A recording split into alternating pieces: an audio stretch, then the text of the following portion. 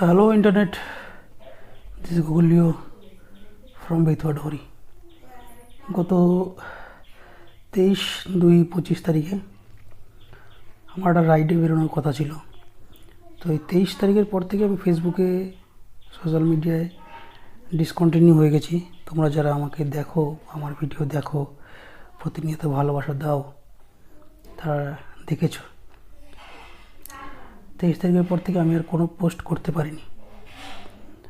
আর একটা রাইডে যাওয়ার প্ল্যান ছিল।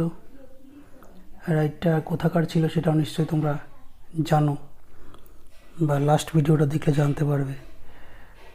তো সবই কপাল, বাড়ির থেকে সবাই বেরিয়েছিলাম, বেরিয়ে সবে NH-12 উঠেছি, আমার সাথে একটা দুর্ঘটনা ঘটে যায়।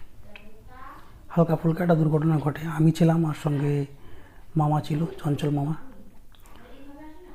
কারণই তেমন কিছু মারাত্মক ক্ষয়ক্ষতি হয়নি, রক্তপাত বিশেষ কিছু হয়নি, কারণ রাইডিং গিয়ার্স। আমিও রাইডিং জ্যাকেট প্যান্ট পরেছিলাম, মামাকেও এলবো নি গার্ড পরিয়ে দিয়েছিলাম, যার জন্য আমরা বড়সড় দুর্ঘটনার হাত থেকে বেঁচে গেছি।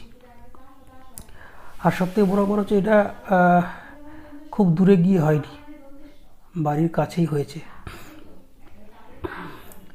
যার জন্য বেঁচে গেছি। সঙ্গে সঙ্গে উঠে বাড়ি চলে এসেছিলাম। ডাক্তারবাবুর কাছে যাই, ডাক্তারবাবু আমাকে টোটাল কথা বলে,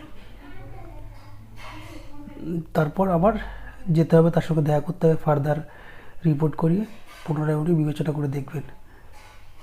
তারপর তো বেড রেস্টে আছি, ঘরে আছি, ভালো লাগছে না আর। মানে এইভাবে ঘরে পড়ে থাকা, ঘরে বসে থাকা খুব অস্বস্তিকর একটা ব্যাপার, কষ্ট হচ্ছে খুব। তোমাদের সাথে যোগাযোগ রাখতে পারছি না, আসতে পারছি না সোশ্যাল মিডিয়ায়। কদিন পুরোপুরি শুয়েছিলাম, কথা বলা নিষেধ ছিল, কথা বললে বুকে ব্যথা করছিল, এখনও বুকে বেল্ট বাঁধা রয়েছে, কথা বললে বুকে ব্যথা হচ্ছিলো, যন্ত্রণা হচ্ছিলো। তো আপাতত একটু কমেছে, কথা বলতে পারছি, কিন্তু কষ্ট হচ্ছে কথা বলতে পারছি, যার জন্য দেখলাম এই কথা যখন বলতে পারছি, তাহলে বন্ধুদের সাথে একটু যোগাযোগ করি, কিছু আপডেট দিই, তার জন্য এই ভিডিওটা করা।